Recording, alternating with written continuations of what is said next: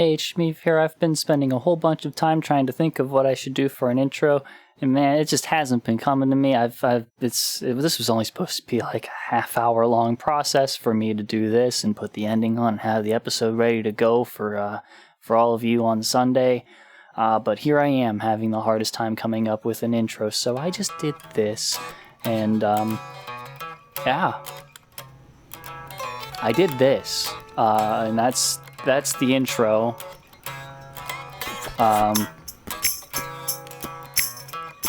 Yeah. I'm going on vacation. Bye, everyone. Listener discretion is advised.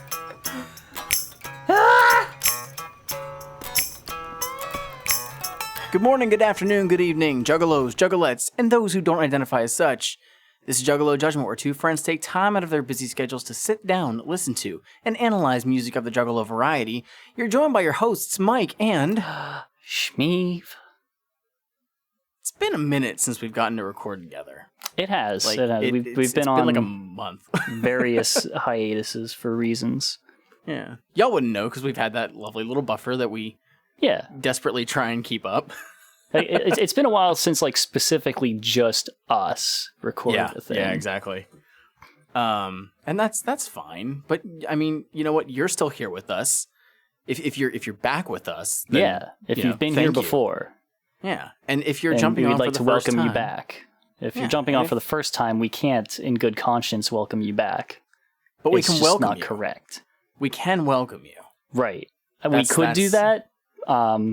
I think what we should be doing, what you should do is you should stop this episode right now and go to the other version of this episode where we have the proper welcome for you, the welcoming of new people. This is the episode where we welcome back the people who have listened before. So I want you to go and listen to that one, or go listen to a prior episode where, you know, we have both welcomes, and come back to this one. From now on, we're going to be releasing two versions. One's the welcome back, one's the welcome. I can hear Aaron yelling in the distance.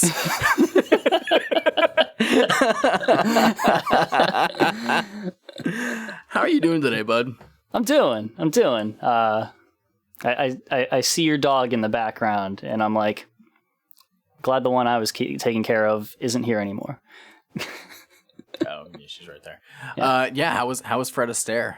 He was good. It's just, you know, he's not a one person dog. He requires more than one person around, especially if that one person has to fucking work. But it was fun. We had some good times. That's good. I have just been fucking trucking along. Yeah. for lack of better term, but you know what? I'm managing. We're gonna go with that. You know, summer is here. We're enjoying it at this point. Whenever this episode comes out, people are gonna be getting ready to go to the gathering. That's true. Yeah, that's crazy shit. Which means I'm getting ready to go on vacation. Yeah, I haven't done anything yet. Just earlier today, I had somebody be like, "Hey, go ahead to the gathering." This is a person that we used to work with at Walmart, actually. And they haven't talked to me in a couple of years, actually. And out of the blue, they said, "Go to the gathering." I'm like, "I can't." And they were like, "Yeah, you're never going to go then." And I'm like, fucking bitch, I was going to go last year. Like, we were going to go last year. They kind of fucked us on that one. Like, and by they, I mean the circumstances. Yeah, it's not even a like, oh, hindsight's 2020. Yeah, you say you were going to go. No, we fully like had the idea that we were going to go in 2020. Yeah. And it didn't happen. And unfortunately, this year, with the way things were A, announced, B, you're going to be on vacation at the time. I am. And C, I'm having massive fucking lifestyle changes going on right now that it is not viable for me to go. Literally, had they announced it earlier, I could have planned that. Like, I could have just been like, because the vacation that I'm going on is with a bunch of friends, and they were like, hey, and it was literally just kind of like hey, here's the span that we'd like to do this vacation in. And it's just like, well, this was a while ago. We planned this out well in advance because that's what you do with events. Right. And that's why, like, it's funny because the gathering this year was also the same time as the, like, convention that ICP was going to be at in, like, Chicago or something. And then the news of that popping up of them not being able to be there for that show or whatever came out, and people were like, what the fuck? What's going on? And then, like, 3 days later, they announced that the gathering was happening. Oh, God. So, but also, it's legit the same weekend, or at least 2 of the dates overlap with Astronomicon. And a lot of people were already going to that because that was announced back in, like, February or some shit. Like, way in advance. So people obviously were buying tickets for that and whatnot. Not really viable to go to both of those. And unfortunately, based on what I'm hearing about what's happening at the gathering this year, this would not have been the year for me to go. No. So, yeah, a very severe lack of artists and just a lot of stuff. If you had to ask me if I wanted to go to that or Astro, I would have wanted to go to Astro. There are, like, 2 signed artists on Psychopathic? Basically. They don't I believe that ICP is headlining every night. Like, I know that they don't, I know that it's not like the gathering isn't exclusively a Psychopathic thing, but I mean... No, but there's only ICP and Ouija Mac. Yeah. And then you have some people who are associated with Psychopathic. Or just some random people that they kind of like, and they're like, maybe our crowd, maybe our audience would like these guys, and pretty much not the other half of who used to run with them. So let me be clear. I'm not criticizing it. If you're going to the gathering, I really hope that you are safe. B, I hope you have a fucking blast. Like, legit. I really hope that you enjoy yourselves. Hell yeah. It's just, unfortunately, it was not in the cards for us to go this year. Apparently, it wasn't in the cards for us to go last year. Maybe next year. I don't fucking know. Like, you know what? Here's a thing that I will do. I will not say that we're definitely going next year. I can't say that we definitely will, but I'll say, like, regardless of where it is, I will put forth my best efforts to make sure that we can do it. I just really would have liked to have gone to this one that's in Ohio, since it's a fucking hour away. Like, you couldn't get much more perfect. Like I might even know somebody who's in the area that we could just crash with. Seriously, I'm like, man, I know at least a couple people in Ohio. I'm sure that, be like, hey, can I pay y'all just to so we can stay in a room?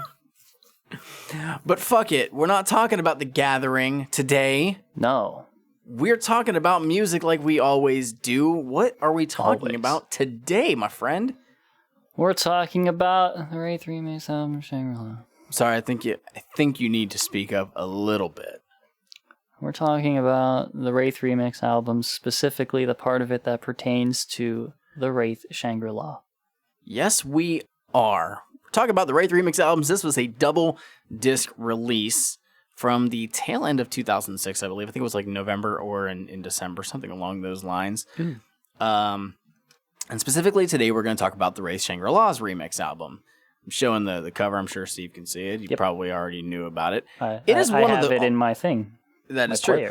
I just want to point out that I really love the fact that they basically just combined the 2 Wraiths, the designs, and that would honestly be a pretty cool tattoo, or at least a fucking t-shirt design, which I've never seen of just that. But anyways, this album spawned about because The Tempest, which is the next LP from ICP, was delayed.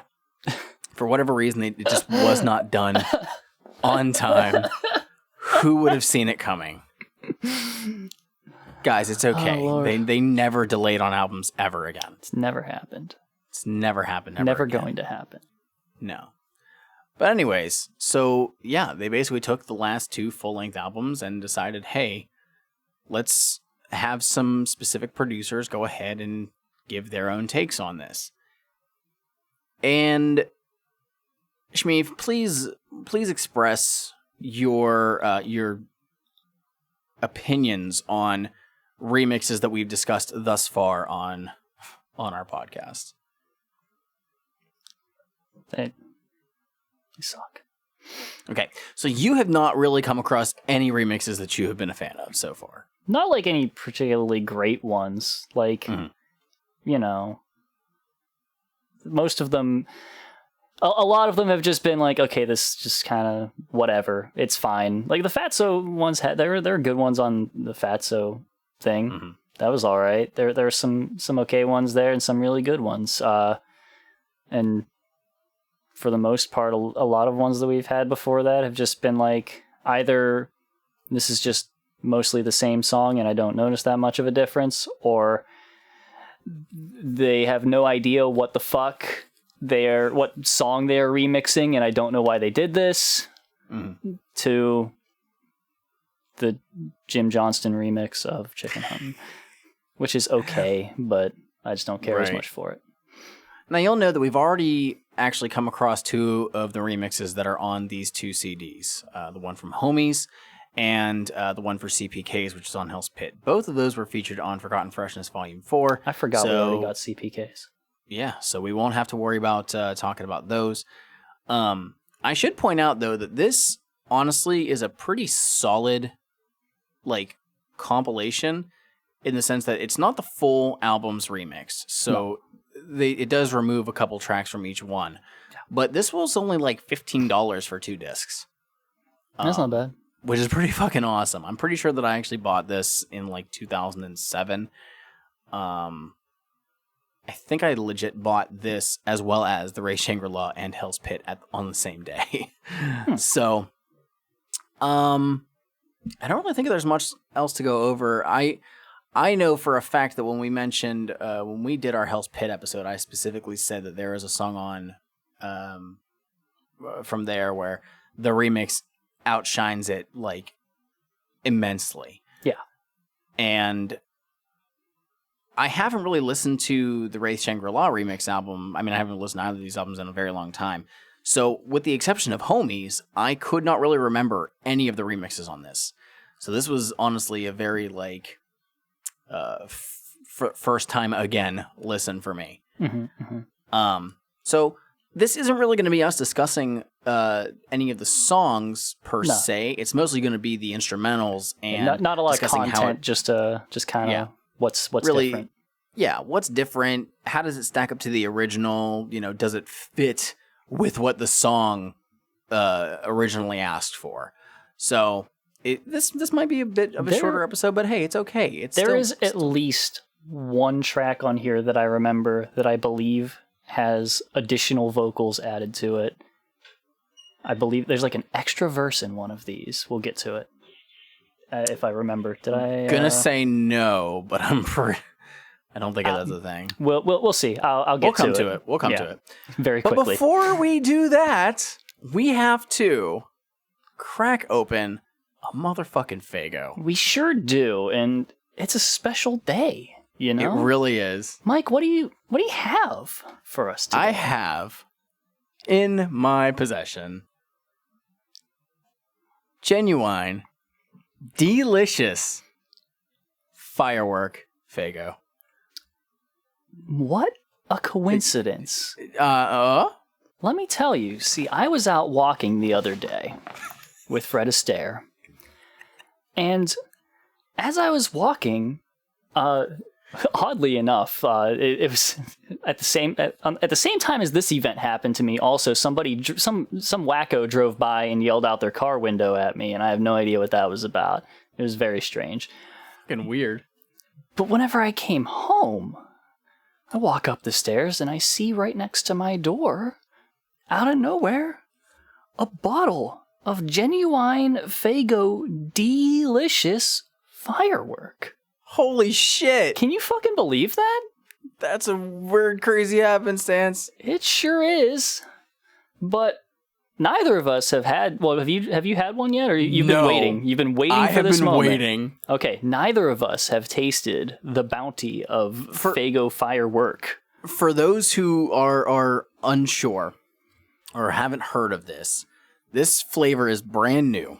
Yes. I don't know if it's a temporary flavor, if they're going to make it permanent. But it is supposed to taste like a bomb pop. It's supposed to taste like cherry, lime, and I think blue raspberry. Whatever is in that classic ice cream man staple. Yes. And people are losing their shit trying to find it. And I went to the convenience store that's a block away from you. Yep. Because I was like, well, I got to pick up a Faygo for when we record. You know, let's see what I'm going to grab. And I just saw it, and I was like, holy fuck, they have it. I was there just the other day because I wanted to get like some ice cream or something, and their freezer is down.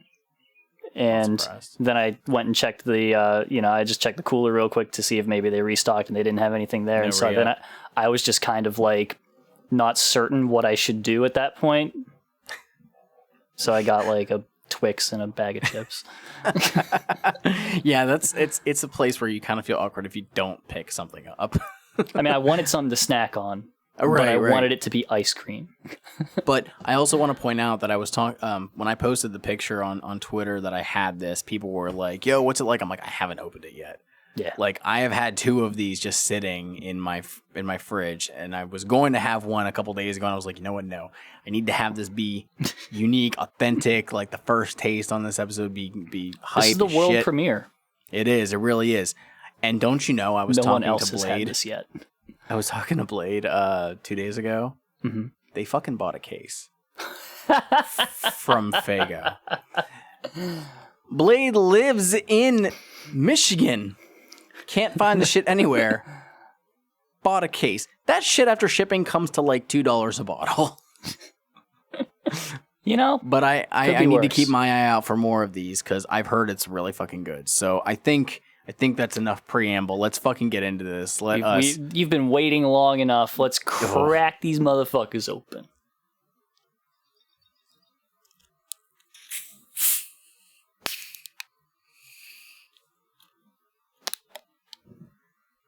Oh, it smells just like it. Oh, there's a good pop on that fizz there.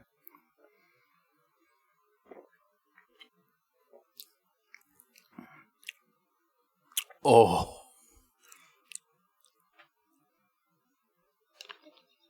I'm down with this.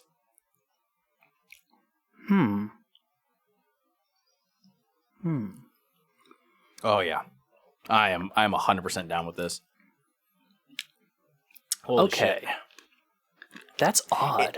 It's like a mild flavoring of it. You know what I mean? Yeah, it's not super overpowering, which I like, because I feel like that might be too sweet, and I wouldn't be able to handle it. It took a couple sips for me to be like, "There's that." It takes more than one. It takes more than one. Holy shit! Oh man, I really hope I can find more. And at first, I was really worried because it looked like mine expired in November of 1821. It's quite a while ago. Yeah, not quite. But with that said, let's get into this. Yep. We're going to start off with Walk Into the Light, the Mikey Clark remix.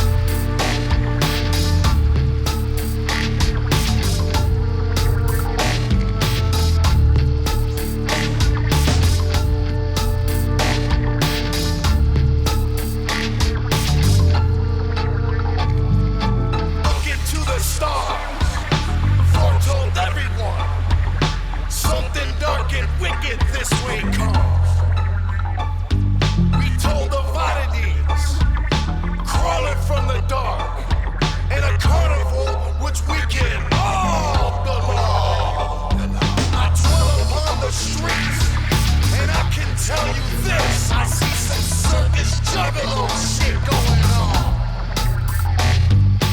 People drawn together by wearing scrubby music, and we even gather once a year to put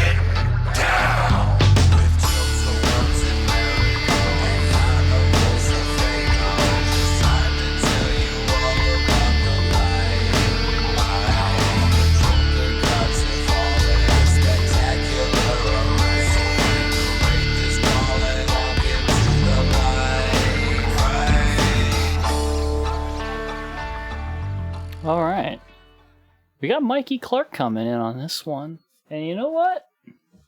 It gives a really good, like, ambiguous air of mystery to it. Mm-hmm. Like, it feels really... This would feel really good as the opener to an album. Like, Mm-hmm. I wish I actually should have just left it playing for a little bit, because the second verse and the way that he kicks into it, I was like, I don't care for that at all. But in general, this one, it is pretty good. I think double timing the hook felt a little weird to me, but overall, I like the track. The vibe is definitely way different. Yes. And I know that you and I talked about this. I don't remember if it was on an episode or not, but where we mentioned that unless Mikey Clark is working on something like from the beginning, like he shouldn't remix it. I texted it to you that Okay. Mikey Clark is at his best whenever he is building something from the ground up. Like that's where he's at. If he is working on something that's already been set, I feel like he just doesn't quite know what to do with it. Right. I mean, I think that it sounds good, like in Shaggy's verses, honestly. I like the kind of, like, I don't know if it's supposed to be like a plucked strings sound that, like, is like on the downbeats. Mm-hmm. Yeah, it's like a plucked violin thing. Sounds like that sounds cool. And I also kind of like it. You hear it after the chorus, but there's just a little like light kind of that like reverb guitar. Yeah, that sounds cool. I can't stand what happens in that second verse when Jay comes in. I hate that. Like it sounds like he's just listened to it, and it's like because his first lines are like, "I hold a bloody axe, dressed in hat." He's like, "I have to make this all dark and stuff." It's like you fucking don't, man. The whole track is just fucking positive shit. Yeah, like this. It's a cool instrumental, but unfortunately, it's not matching up with what the tone is supposed to be, and like. I actually really like the original chorus because I like hearing Jay doing the harmony chorus. I think that sounds really cool. Removing the high end on this just makes it sound a little more hollow, and it just does not do it for me. So it starts off like this album starts off weird with this song. At some point in my second listen, I decided that I would have to do a listen with headphones because certain stuff I was just missing in it on speakers and stuff. So I did appreciate this track a little bit more whenever I gave it my last listen, but I'm still kind of like, overall, I like it. I like the way that it works and all that stuff, but I would take the original over this like 10 times out of 10. I agree. 100%. Let's move on to track number 2, which is Welcome to the Show, Kuma.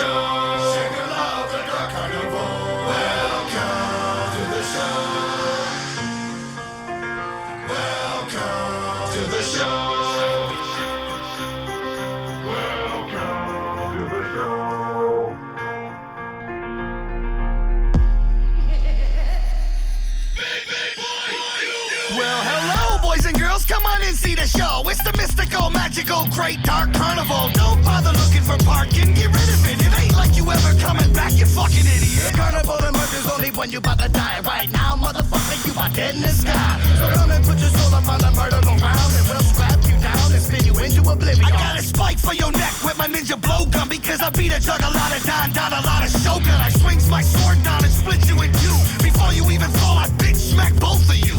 Welcome to our carnivals, 50,000 juggalos, freaks and weirdos and killers at our show. I'm just glad we down with them, hate to be young. To have a juggalo shed in my skull for the carnival.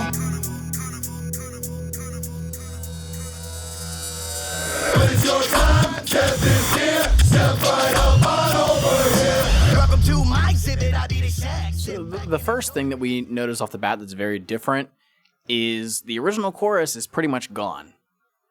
We only hear it in the very beginning. This track is condensed like fuck. And then it's extended with another verse. With another verse, yes. That does exist. Yeah. and I actually just went to Genius, and this track is listed specifically, and this was annotated. I noted it specifically because there's a very awkward pause in the middle of it. Like Jay finishes a line, and then there's this big pause, and I'm like, what? What happened? Yeah, and so it makes me wonder if it was a verse that was already made, but they decided to leave it out for whatever reason. If I had to guess, that's probably the case because Jay's voice still sounds like Jay's voice of 2002. I don't know, the recording sounds a little different to me. Something might be in the quality or something. I don't know. It might be just because of how the instrumental works with it. But anyways, this mix is really cool. It is a cool mix. It's interesting. I feel like one of the things that I have a problem with in some areas of this is I feel like the people remixing this really just wanted to be remixing the Hell's Pit side of it. I mean, we do see that some of these people will still show up on the next the next one. Like, it's not that they were exclusively only doing stuff on one album over another. I feel like he did the intro section with the hook, and then for the rest of it, he was like, I want this to be a Hell's Pit song, though. Yeah, because Hell's Pit did have that style overall. I can't recall it.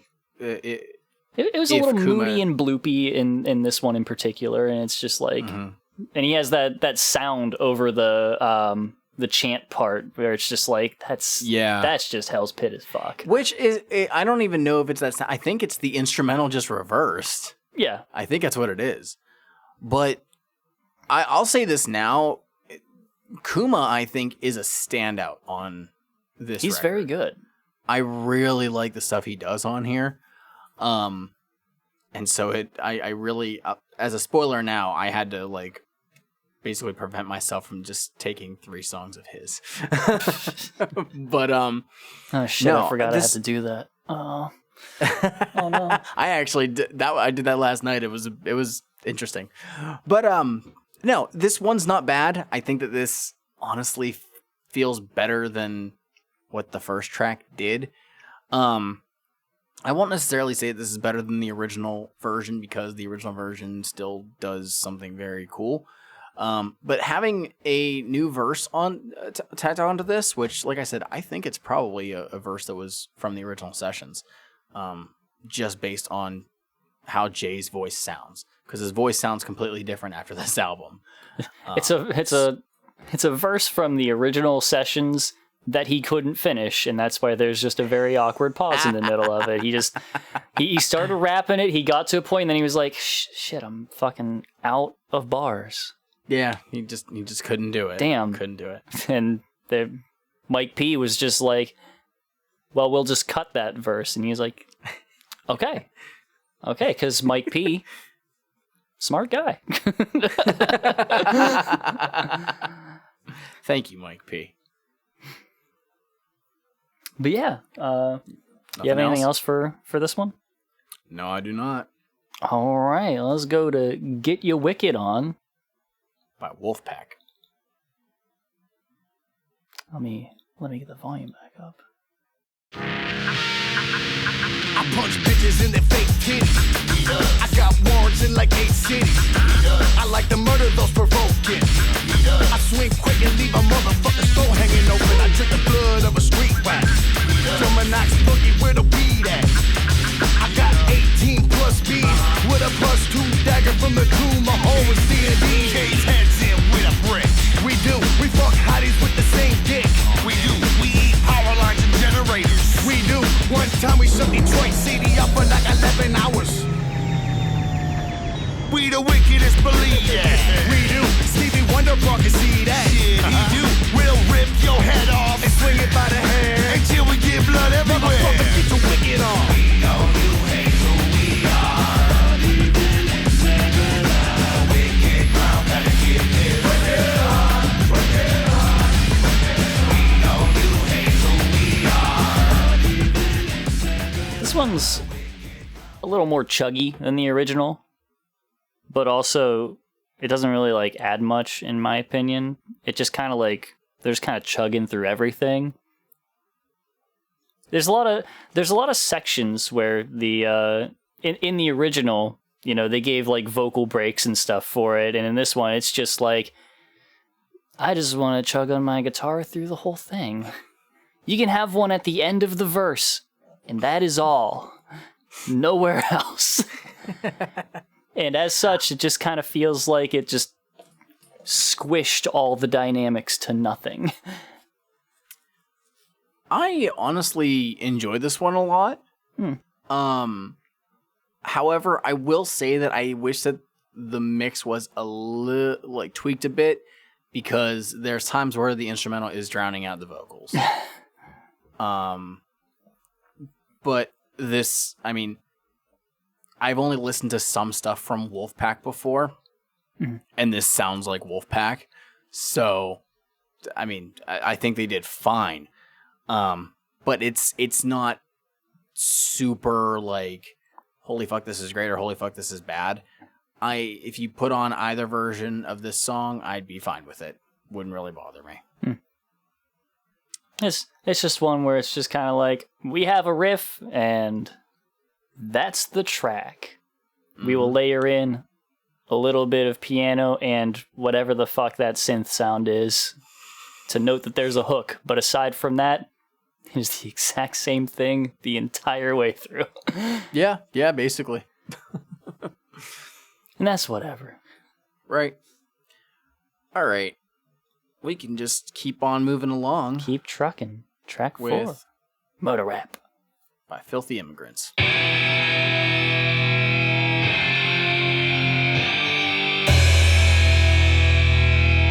Murder was a case that they get away. When I sit there and write this shit for the mic I hold to make sure my beats are loud and bold and cold. Violent J is the name that I go by. Waking up with blood on my hands and I don't know why. You motherfuckers trying to get in my path. Don't be surprised when you get a shotgun up your ass. Irrigators, I got one for that ass too. I'm gonna hang you from a street like mangled and blue. Ooh, you want my shit like a fiend on coke, but if you say the wrong thing, I'll put a slit in your throat. So it's not the answer, no. I'm not a dancer, no. I'm not a hero with zero, but I call myself a juggalo. And this is not a demo. ICP above the law, we let it. Is there anybody I don't know?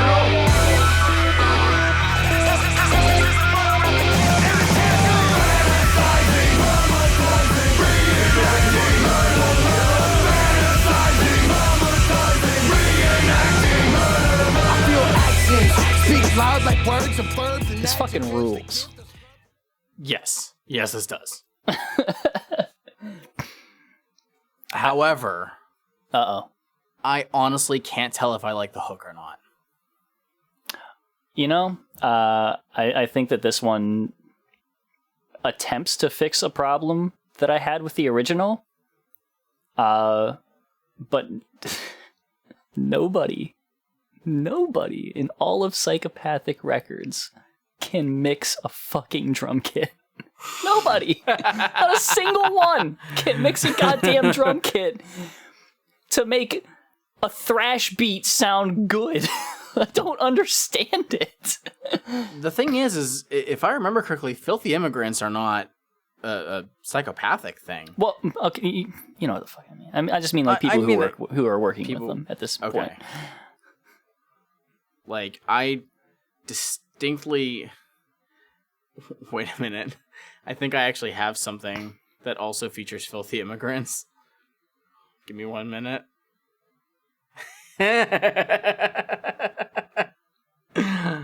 So I do. You want to know what that is? It's one song that features Filthy Immigrants. And that is Proposition Fuck You by Methods of Mayhem. Jesus Christ. But anyway, please go look up that song. I love it. It's legit one of my favorite songs of all time. I love the fucking song. But anyway, I love them just giving a big chord for the verse and letting it ride out on the bass. That's cool as shit. That's always great. And then like midway through the verse, they give the little chugs and stuff like that. And then again, just beating the shit out of a drum kit on that hook. If it was just mixed better, it would be fine. Like that was the thing about the original, was they were doing this, like they were doing that hook over just like nothing. It was a guitar chugging with nothing else with it, and then like the fucking hip hop kit doing a little fill, and I'm like, why? You're chugging. Yeah, where's the fucking kit? I think I remember you saying before that that the original version was a song that like at times it kind of just like played and you didn't even think about it. Yeah, like that it wasn't as memorable. Oh, it was because Get Your Wicked On runs right into it, and so they kind of just sounded like they were the same song. Yeah, thematically and stylistically, they're very close. Right. Yeah, I don't know. I love what the regular instrumental does. And man, this might, I think now like hearing you discuss the hook actually might have changed my mind, and maybe I like it more now. This is the first one that I would say that about. which is throwing off Good job. I'm proud of you, filthy immigrants. Of this being a track where the remix is better than the original? Yeah, they pulled it off. I think they did a good job. They did a good job at taking a thing and really, really working with it on its merits. They took what it had and they were like, what can we do with this? And they worked something really good out of it. Yeah, it's definitely solid. It's more dynamic than what the original one was. The original one I did like a lot. Mm-hmm. It's just whenever they go into the thrash double time, I'm like, okay, I get what they're doing, but do I like this or do I hate this? And I don't know. I'm glad this one doesn't quite drop the bottom out from under you. You explaining it, I think, has shifted me over to I do like this territory. Nice. So the only other thing that I want to note, because I don't think I never got around to it, was listening to the original fucking song, because this is a remix of a cover. Oh yeah, I didn't even think about it that way. Son of a bitch. Still haven't heard it. The regular one. I don't know. One day. Yeah. I think that's it for Murder Rap. Got anything else on that? Do I have anything else? I don't have anything else. Well, just Track 5. Going, then. Birthday Bitches. By Kuma. Okay, everybody, it's clown time. Y'all little motherfuckers shut The clown is here. Everybody sit around right here. Saggy the clown has a present for everybody. I got your fucking present hanging next to my nut. Now when I'm swinging on my hatchet, if it hits you with cuts, don't make me chop your head in half and smack the side with the cheek. Because I haven't had my mellow rolling almost a week. Your fucking mama brought me here to entertain your ass. So no matter what I'm doing, I expected to laugh. Now when you see me do a trick, and even if it isn't funny, give me props. Unless you want your little necks bloody. I could probably do a cartwheel or something if you move the couch, but that ain't what I'm fucking about. I can sew your mouth shut and pump air in through your nose and fucking pop your head, but we get blood on our clothes. Look, I'm a wicked clown, I ain't no fucking superhero. Ain't that big and scary though, I fly like little Rey Mysterio. And put the beat down all you little bitches right in front of your mom. And if the bitch gets heated, tell her bring it on. It's your birthday. It's somebody's birthday. Oh shit, it's your birthday. It's your birthday. Step the fuck down, Earth, everybody. Oh shit, it's your birthday. Shut the fuck up. It's somebody's birthday. Oh shit, it's your birthday. It's your birthday. That's basically the whole song, but that's what we do sometimes. They actually extended it by adding that chorus again, which is kind of cool. Mm-hmm. Kuma, you're 2 for 2, man. I think he does some good work. Even though again he doesn't use breaks very well, like he just doesn't like to do it, I guess. It's really funny because I was hearing this And like your biggest criticism of Chicken Hunt and Slaughterhouse Mix is it sounds like a Jim Johnston riff, and let's be real. Yeah. This sounds like a Jim Johnston riff. It do. It do.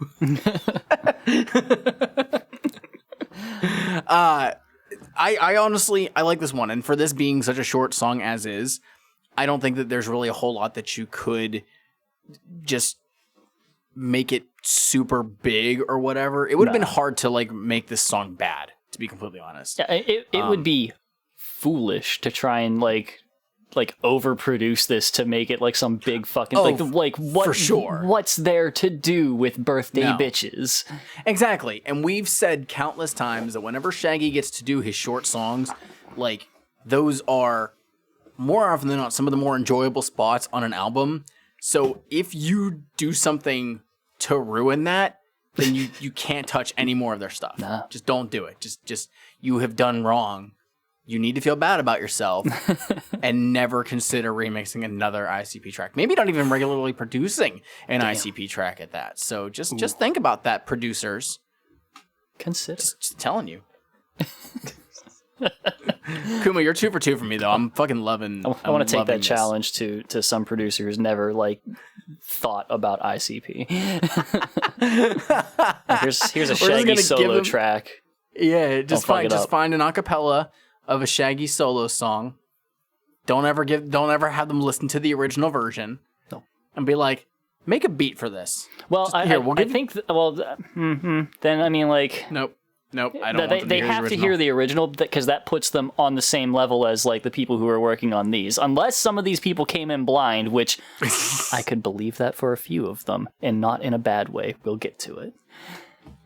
I don't know. I actually don't know where the next producer was from. So actually, if you give me one moment, the booklet in here does have some production credits, but shows like where they're from and shit. So let's see, where the fuck is that person? Oh, okay, that's interesting. I'm not sure if I know who that is, but I'll let you know. We'll find out in a little bit after track 6. Blam. Tino Gross.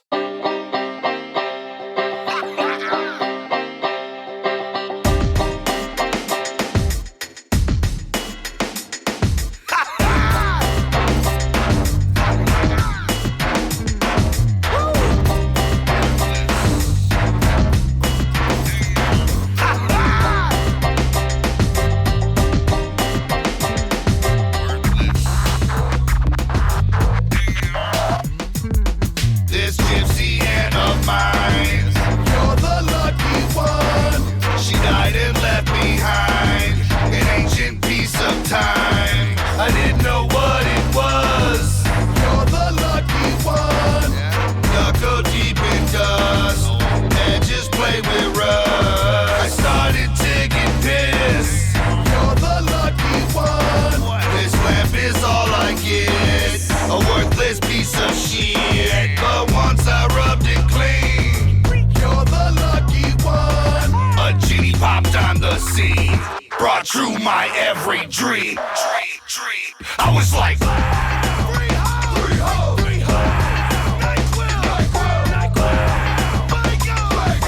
anything I want. I was like,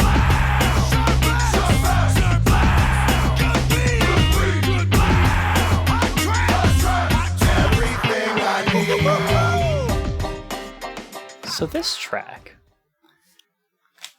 I like what he did. I really dig it. It's got a really good vibe to it.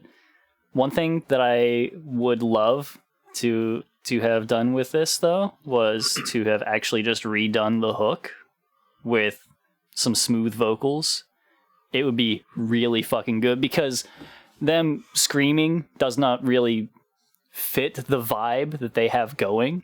Yes. But if you had like an ethereal whisper matched with like a deep funky voice to respond in either direction, it doesn't matter which one's doing which part. Like if you had like blam, and then like, you know, they'd like whisper in each ear like the chanted parts. It would be so good. Or, you know, if it was like blam, and then, you know, like the smooth voice doing Pre-hose. Exactly. You know what I'm saying? You can hear it because they got a funk guitar and then he's got a wah pedal on the fucking thing. It's begging for it.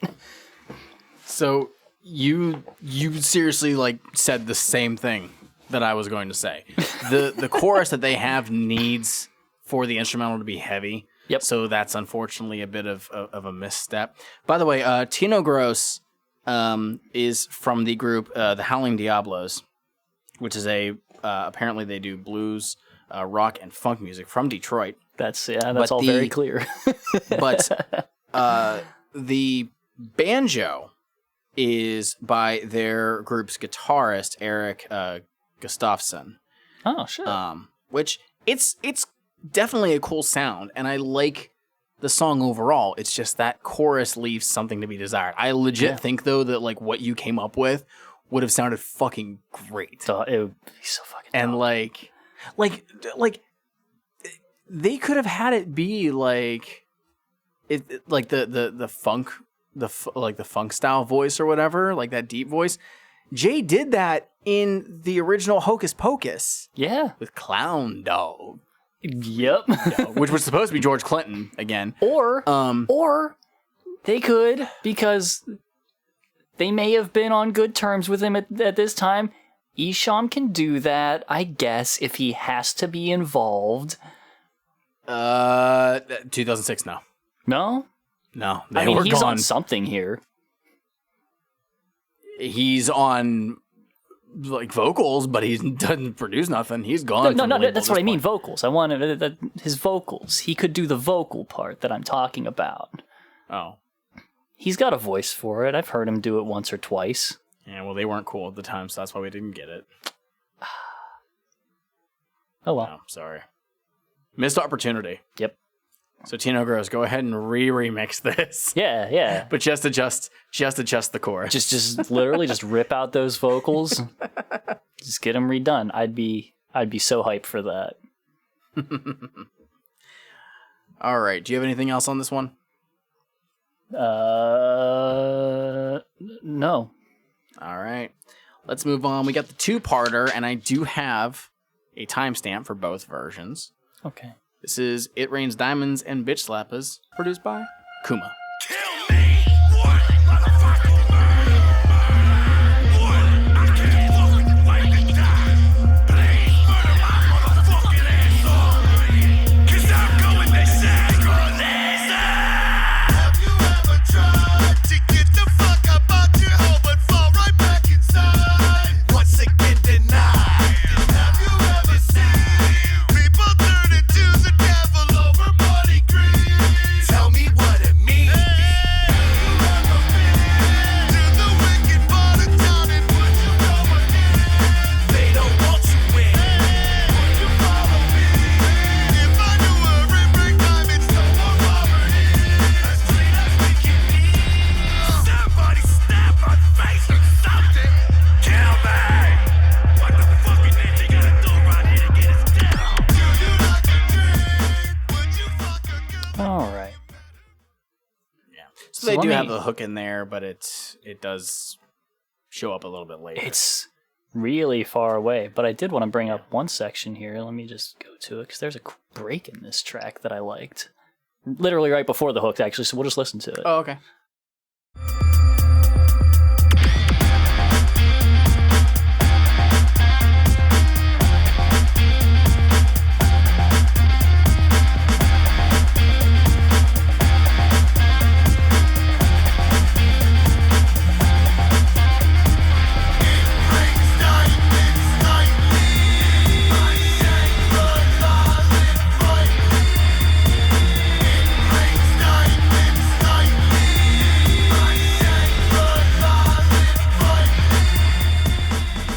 Something to point out, I didn't notice this at first until I was looking in the little booklet right now, but any of the tracks that have Kuma, if there's guitar on it, it is done by Razorblade Twins.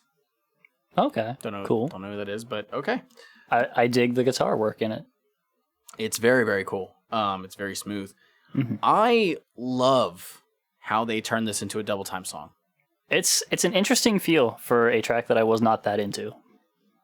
I remember like kind of digging the original for the most part, but it was never really one that I was like, oh yeah, this is my favorite track on the Wraith. Like, if I'm listening to the entire album, then yes, I'm putting it on. It's fine. But this one, the double time feel, I really think does a lot for this. It drives a lot. I could Tokyo drift to this. I like it. Yeah, this one sounds very, very cool. Kuma, you're killing this shit right now. You're killing it. But does Kuma also kill the latter half of this song that starts at 2:57? Come on, Bitch slap. come on. Bitch slap until the break of dawn. Come on, come on. Bitch slap until the early morning. 6 in the morning, police at my door. Already gotta slap some more. Stuck my hand out through the mail chute. Bitch slap sergeant, his first recruit. I came out the ass. Bitch slap son, grade school, high school. Bitch slap with guns. I remember getting baptized by the reverend. Bitch slapped the Bible out of his hand. The bitch slap master up in the place. A bitch slap Detroit wreck face. Don't assume friendliness with fame. A bitch slap the sound out your name. They'll call ya, cause you're not here. Bitch slapped up the stratosphere. Did the track, he bitch slapped. I love that because he says Mike P there. Yep. Kuma. I fucking love this. Getting all chippy on it. I actually didn't realize until like I had already started writing notes for the next track that they had the other one on, that they had the second half of this. So I was just like, oh. So I just wrote like a quick line noting that, yeah, it's a little chippy in there, and that's nice. I was like, it sounds like an 80s video game. I fucking love it.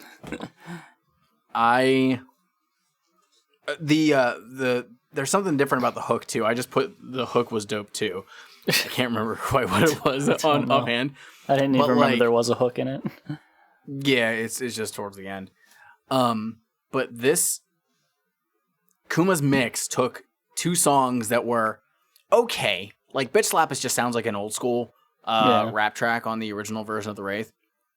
It took two songs that were not bad and just fucking elevated the shit out of them. I fucking love this song, and spoilers, this might be my favorite one on here. And nice. I think it might be better than the original. I could easily say that, yeah. Cool. You got anything else? Nope. Let's move on to track 8, Thy Staleness. Fritz the Cat. Fritz thy cat. Police station, Mooney speaking. Calm down, I can't understand you. Should have went to just the part where the fucking music starts. Oh well. Clowns, huh? And now they're at your front door, huh?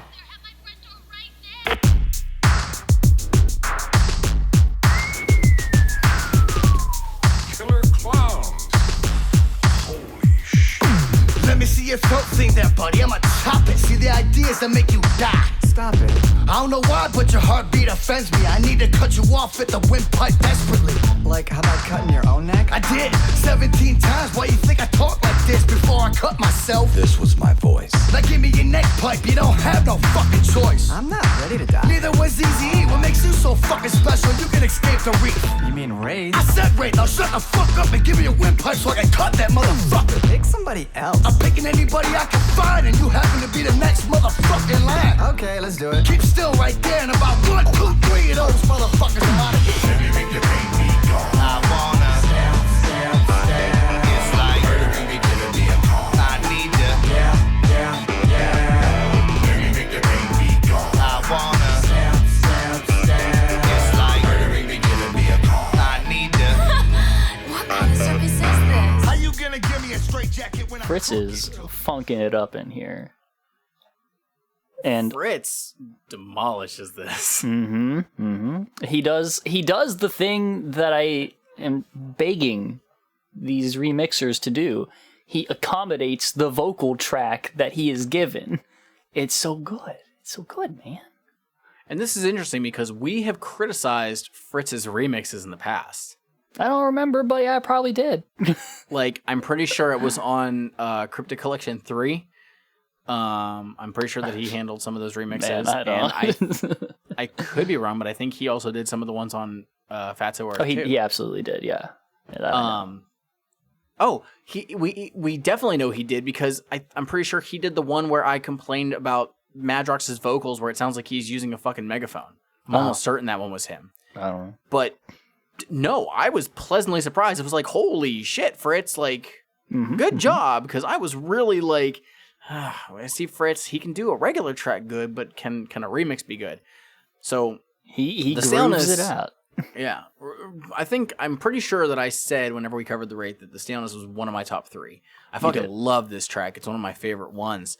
And this may have surpassed the original for me. It may have. It absolutely did, because I know I didn't like the Staleness, so here we are. See, I liked it just because of the fun storytelling, but the beat on the original was very, very simple, which was fine. It didn't need to be super extravagant. But what I enjoyed with this one is it does have a bit more weight, but he also, towards the end, like, you know how there's that I'm so sorry that I'm so stale chant? As that gets to the end, he brings that chorus back of the let me make your pain be gone. And it goes out like in a very cool way. Also, this is what would have had Isham on it from the original one, and his vocals are gone. So maybe that's why they did that, actually. I also really like in the hook on the stab, stab, stab, he has like the little like that sound. Yeah. You know, I know what you're talking about. Yeah. the dissonant chord thing. Yeah. I really like it. This may also be one of the ones that I think is better than the original. And for me to say that whenever I really liked the original is saying something. So, anything else? No. All right. Let's move on to track 9. Hell's Forecast. Mikey Clark.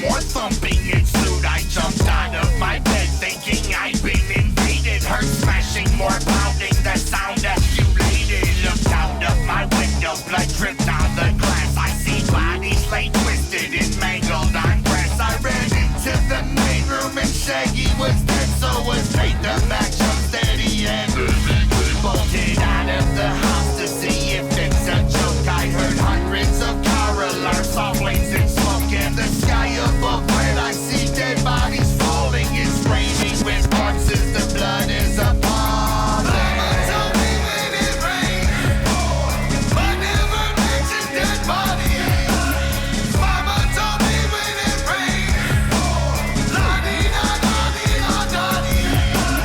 I never seen so many. Mikey Clark. Yes, Mikey Clark. For me, the beat itself is cool, but it feels like it's missing something, and I don't know what it is that I want. I could probably place a little bit of it. So I do like this one, actually. I also just didn't care for Hell's Forecast in general. I think this one just kind of moves a bit better because the original was in 3, and it was just kind of lumbering along. You know, the vocals were doing exactly what the beat was doing, and it was just kind of like dum dum dum and whatever. But no, this one changes up the feel of it, and it just kind of flows a bit better. But I think what you would probably want out of it is just a little bit of a dynamic change on the hook for it, because it just kind of drones right through it with the same thing, which is just a thing that people like to do with remixes. But Yeah, there's like minor changes to it. Again, like they layer in a few things, but it's not enough to really delineate anything. So you don't really get a feel that it's different. It's just there. But overall, I do kind of like it, and it's an easier listen for me because, again, I just didn't give a fuck about Hell's Forecast. I also do have a big criticism in that the song goes on for an extra minute plus than it needs to. That chorus is only done once in the original song, and then at the end of the song is Jay doing his second verse, and it fades out, where he says that maybe it is his Hell's Pit. In this one, it does that, but then the track is still going, and then you're like, huh, this is interesting. And then the chorus comes again, eventually. The song did not need to be as long as it is. This is, I believe, a 4-minute long song, something like that. The song ends at 2:42, like something like that. So, Mike, I'm sorry, but the first Mike had it right the first time. So, I mean, I think he had it right in terms of the total time of the song. I think his pacing was off. I don't know. This one just kind of like brought me down because I think it's just longer than it needs to be. Mm-hmm. But that's me.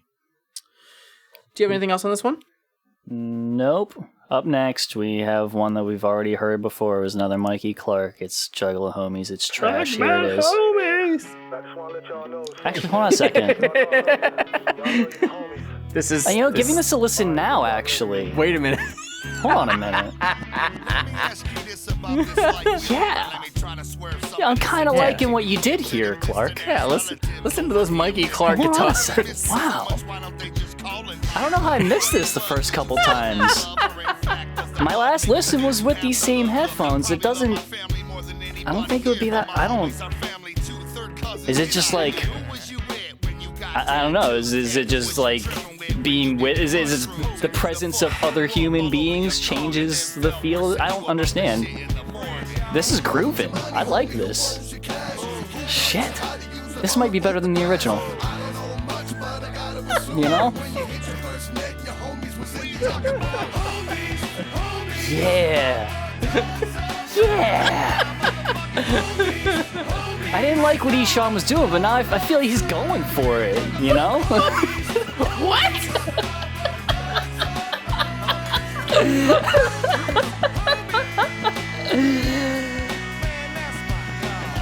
Oh. That's fresh. That's fresh.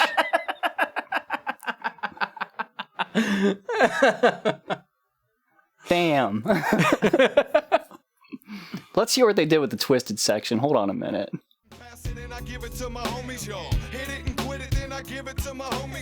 Yeah, that's good. I hate you.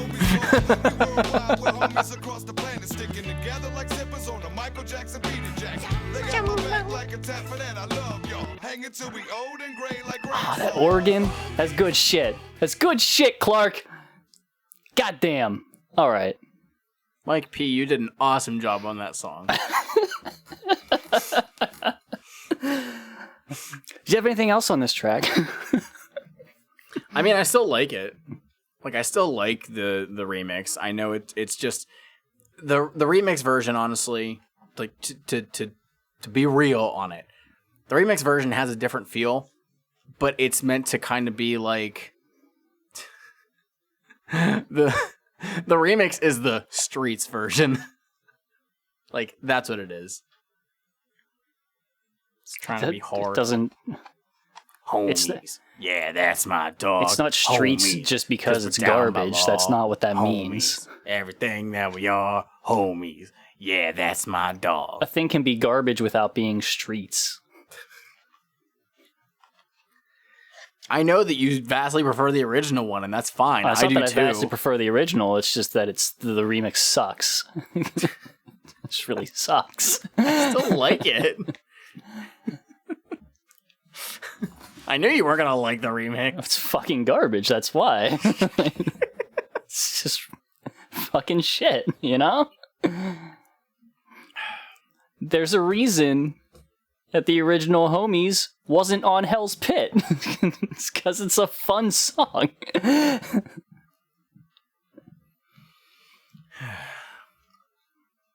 Anyways, I think we can move on to track 11, which We is Belong.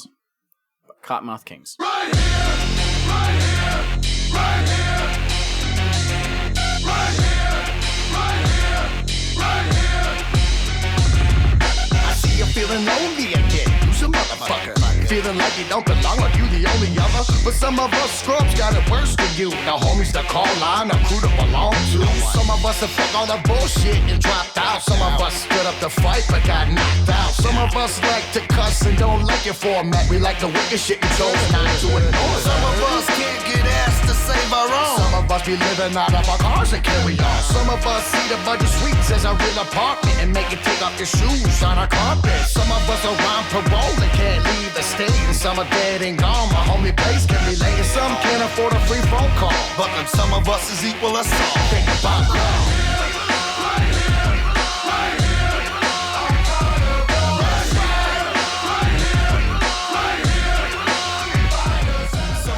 This was a track that, again, on the original, I never really cared much for. It was the track where I was like, well, it's time for me to go back and listen to the one right before it.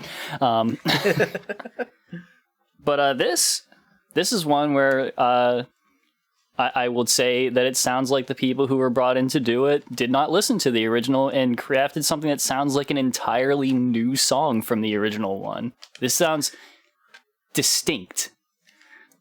Like, I don't know, it's pretty fresh to me.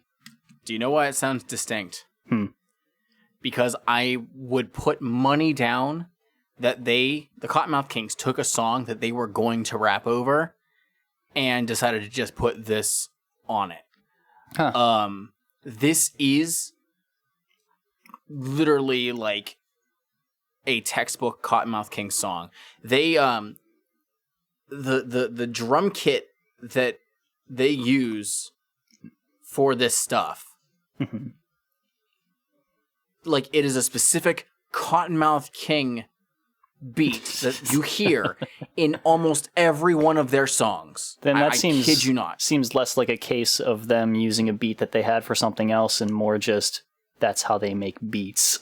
but I'm saying this came out in 2006. They had an album also come out that year, and had this instrumental also been on that album, I wouldn't have thought twice about it. Yeah. Like, it literally just sounds like one of their beats that they made, and it wasn't necessarily for this. Like, it fits, don't get me wrong. It doesn't feel still wrong solid. to have it there. It's just if I had never heard this song before and you threw it at me and was like, hey, here's an ICP song, somebody remixed it, who do you think did?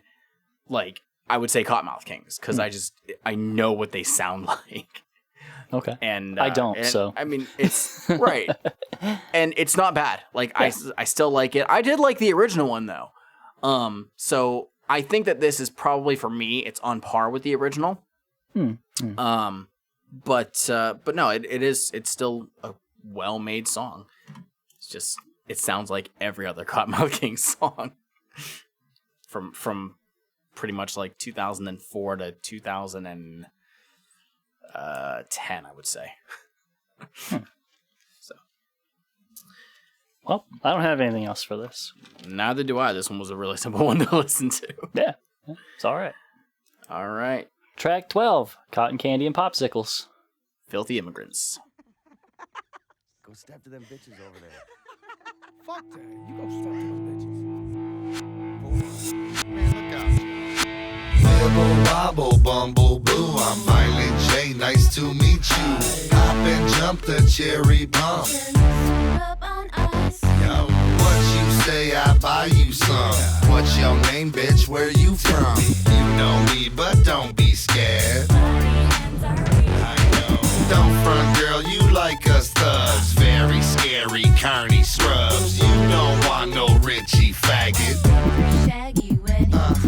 That's all good, I'll hook you up. Send your shit, I'll look you up. You met Jay though, he goes first. Yeah, back, cause that's like how it works. I can put aside my axe, give your butt a couple smacks. Once you let me all up in, you're lucky if we'll meet again.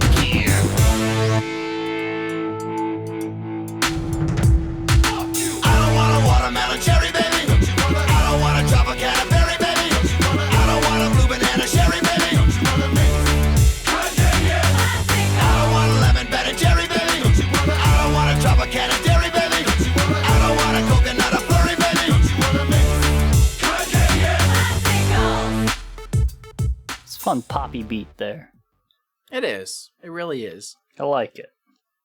And so you'll recall back to before we started recording when I sound tested us.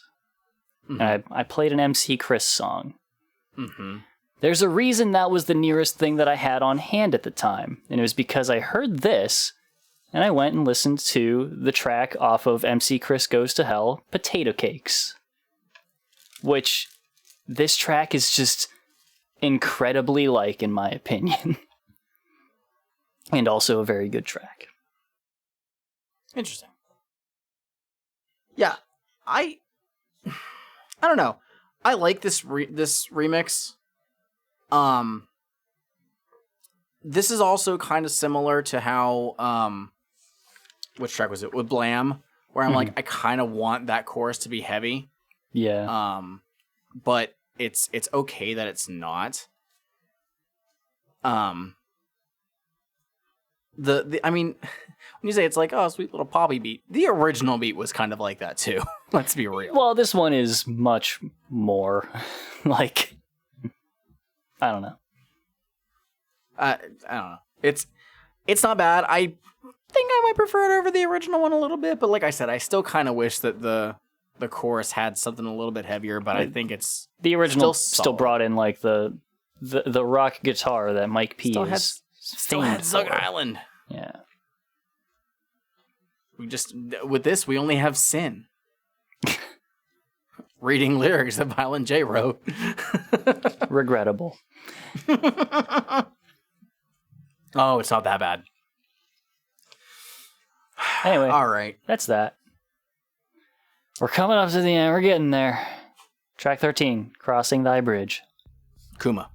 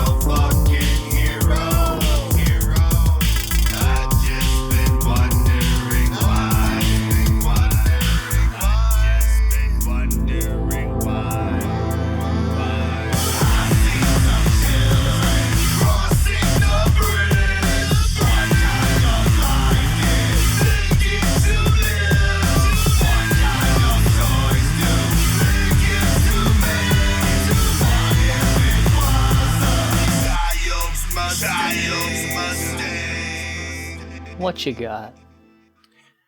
I think that Kuma did a very good job again. I think the verses are solid. Yeah. That said, and it's really only a problem in the first hook, but half of it feels kind of empty. Well, yeah, it's because he cuts out the guitar part of it. Yes. I wish he had a low end to fill out most of that, but he does not. And the bottom really drops out of the hook on this one. Yeah. The other thing is, I mean, the original song was very, like, it was a rock song. Yeah. Okay? There's no denying that it was a rock song. Mm-hmm. My issue is, you don't need to have super intricate drums, you know, rhythms rather, for that. And the hook feels very complicated for no reason. Right. It's the part where they ramp up the energy on it, and it's like, that's where you want it more open. You want less going on for that. Yeah. Like, I just want more volume in the sense of, give me the guitars. Yeah. Which it the really guitars throughout the rest of this sound good, and which are very reminiscent of the original ones in the original song. Yep. There's a lot of stuff. He carried over a lot of inspiration from the original, which is really good. Yes. But he definitely just kind of drops a lot of the energy out from under it, where the vocals are still going hard, but like there's nothing there backing them is the problem. Yeah, the fact that in the beginning of the hook, and again, it's fixed, especially towards the end of it, but like in the very beginning part, there's like that, it almost sounds like static in the first line that Jay says, and then they get rid of it whenever he's belting. And I'm like, no, they should have switched that, in my opinion. Like, I think that's how it should have gone. But who the fuck am I? I'm not a fucking music producer. Oh, shit. You're just a regular guy. I am. I'm just somebody who's expressing my distaste for the finished product. But no, that's not true. I do still think that this is a very good one. Yeah. And Kuma is, in my opinion, a standout. So, but that's all I really have. I liked the original, but I still think that the original one is probably the one I would listen to offhand. Yeah, yeah. I think, as we've said with, as I said with a lot of the Fatso Earth 2 stuff, there is a synthesis that would create a very good track out of the two of them. Mm-hmm. Mm-hmm. So yeah. Right on. Up next, track 14, The Raven's Mirror. Fritz the Cat.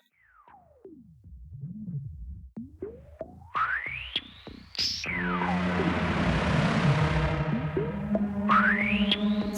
be doing murder every day. We be good enough to get away. You won't even know a wicked carnie hit the door until your melon hit the floor and roll away.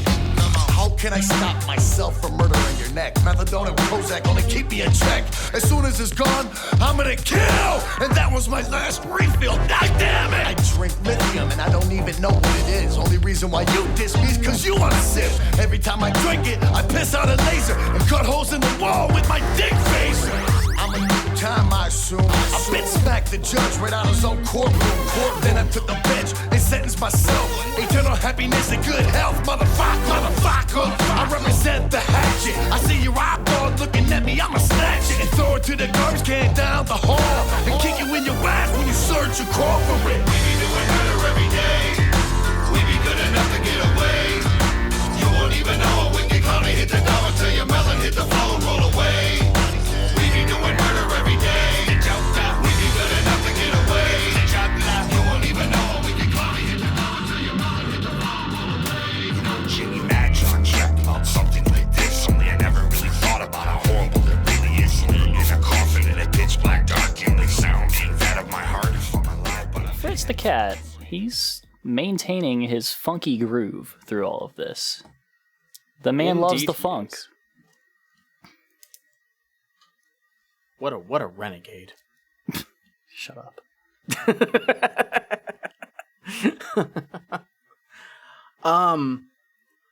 Again, I was pleasantly surprised. Yeah. Because Fritz nailed this fucking remix. Mm-hmm. It's all right. Did not expect that.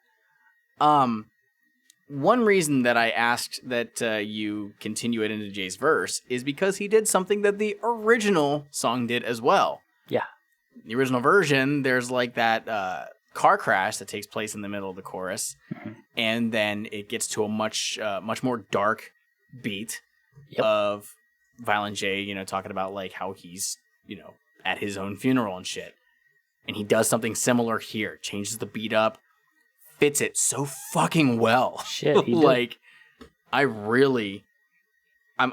giving props because he did that. Fits with the rest of the song very well, and I did like the original one. This one I think is on par. It's kind of a toss up of like, hey, put on the song. Which one came on? That doesn't fucking matter. Still a good song. But yeah, Fritz, fucking dude, 2 for 2 on here. Good job. Yeah, fucking did good work. Did good things. I can't fucking talk. But yeah, that's it for that one. No, I didn't really have. I mean, the Raven's Mirror wasn't really a track that I was all that, Right. I wasn't really about it in general, but the beat is good and stuff. Track 15, the last track, the final one, Thy Wraith. Gross.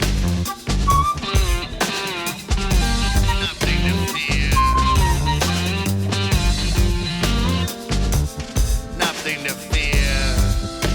Step to the other side. Nothing to fear.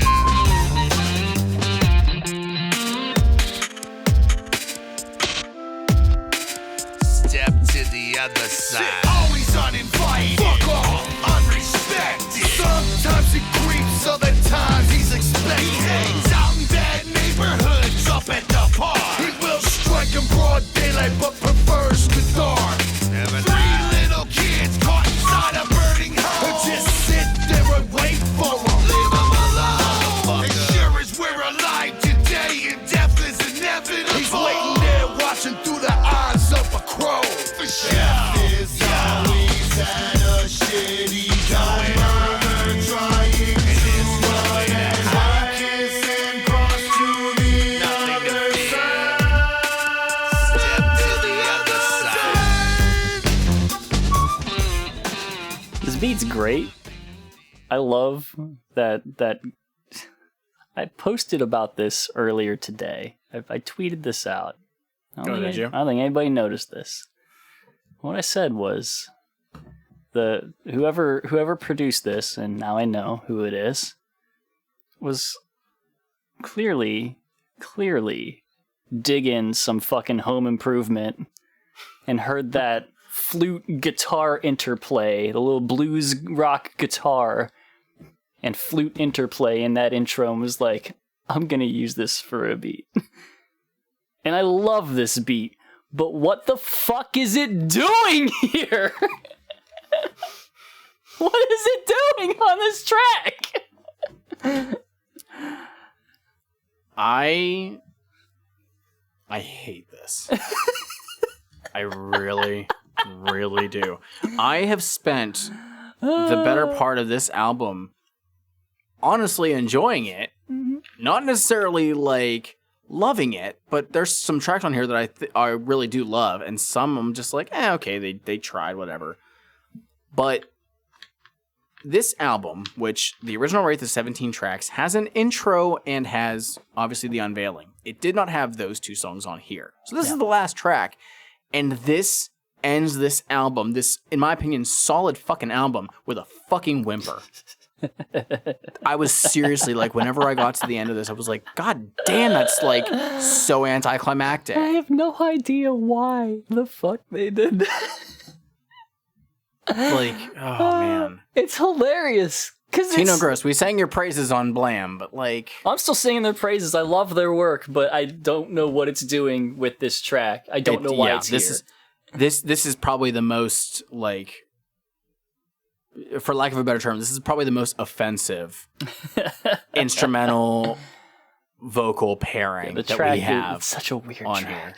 Like, I just don't understand. But it's also just such a good fucking... It's such a good beat. It bothers me. It bothers me so fucking much.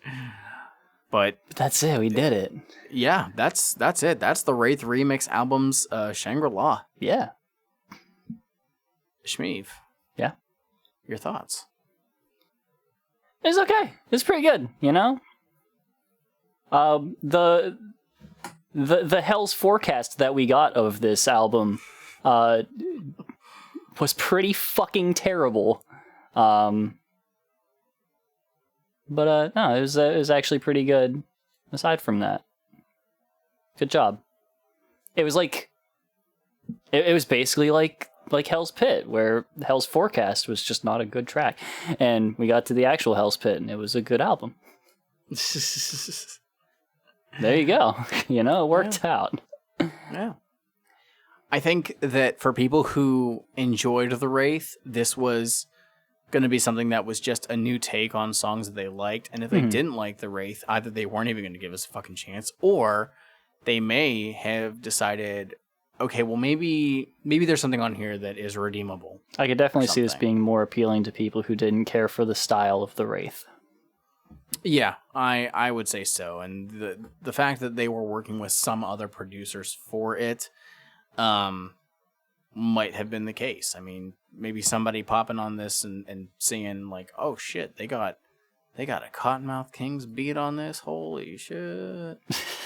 I'm almost certain that wasn't the reason why people bought this.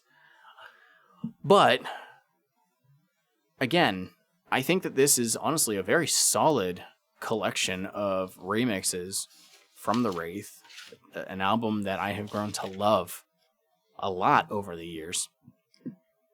And I would honestly say that some of these tracks outshine their original counterparts. Yeah. And most of them, I'd say probably I'd say close to 2/3 of them are about on par with them. Honestly. There's only a couple that I'm like, nah, this really wasn't it. So with that said, I'm shocked that they managed more than one really good remix.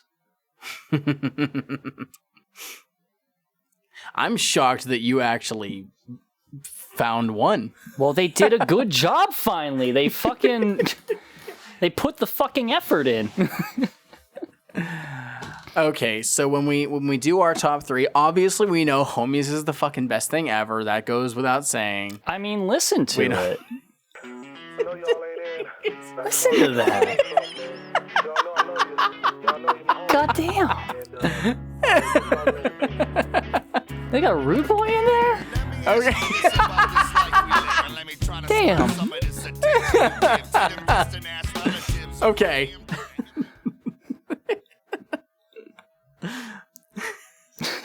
Yeah? What do you have for your top 3? Thy Wraith. No. Fuck right off. Alright, so I'm gonna get Murder Rap on there. This is really good. Okay.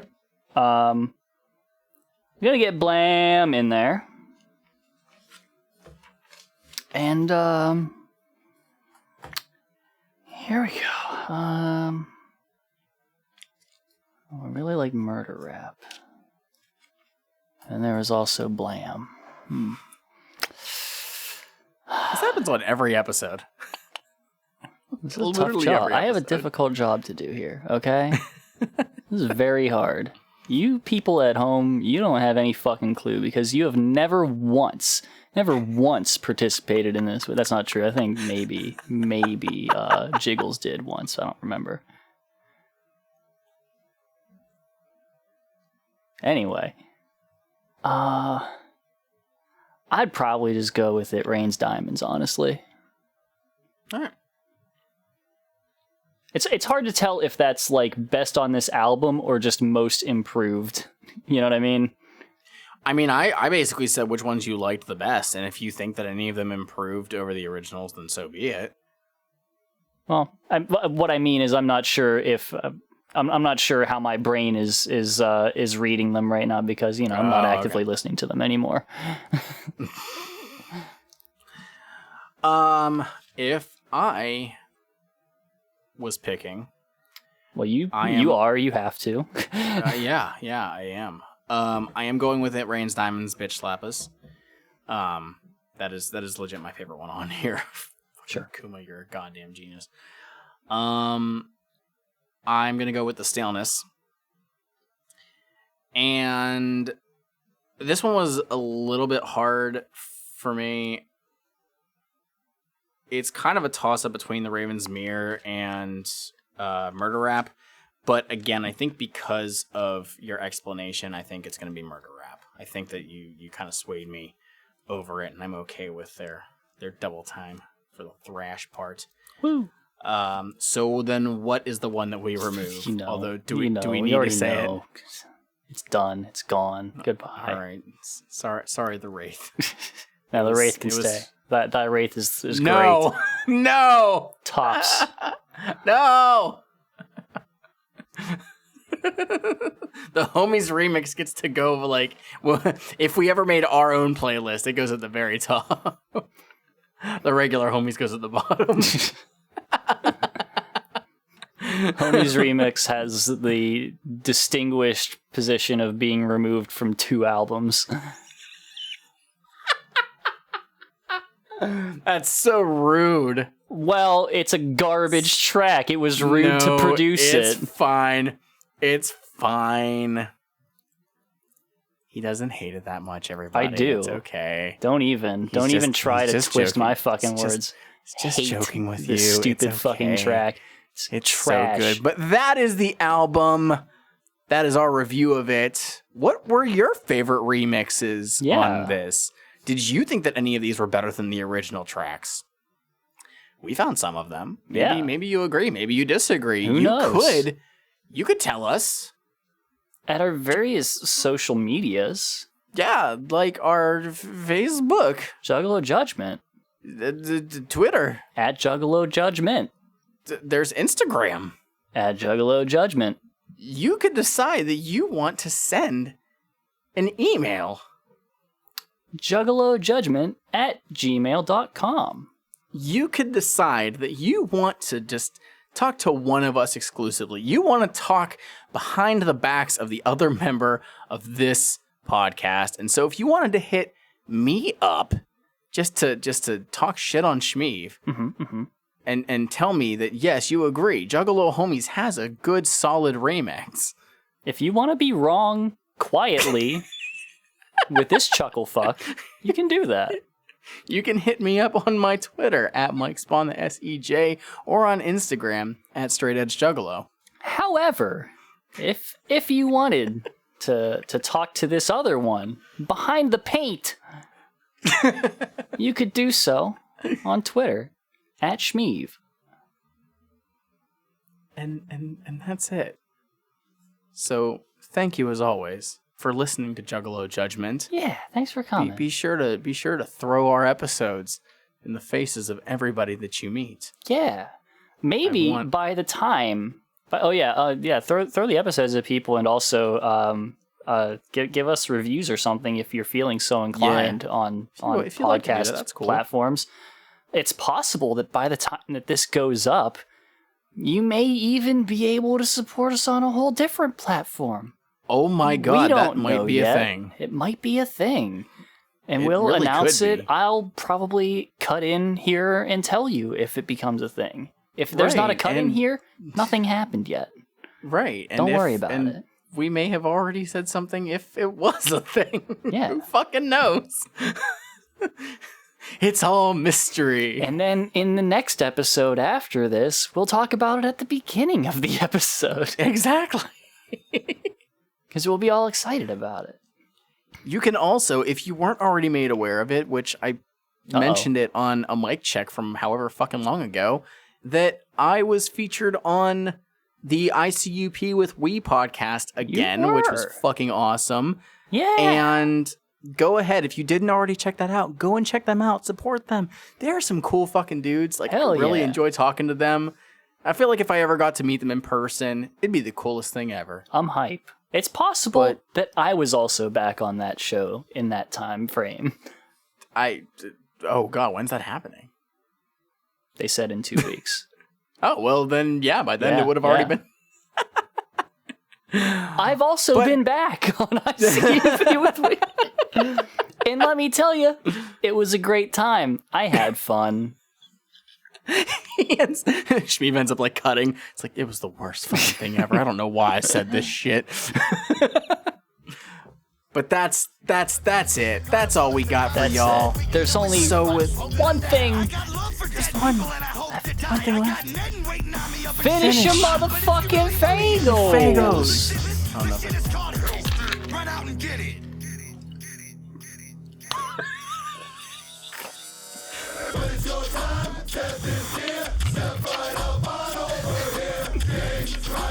Peace.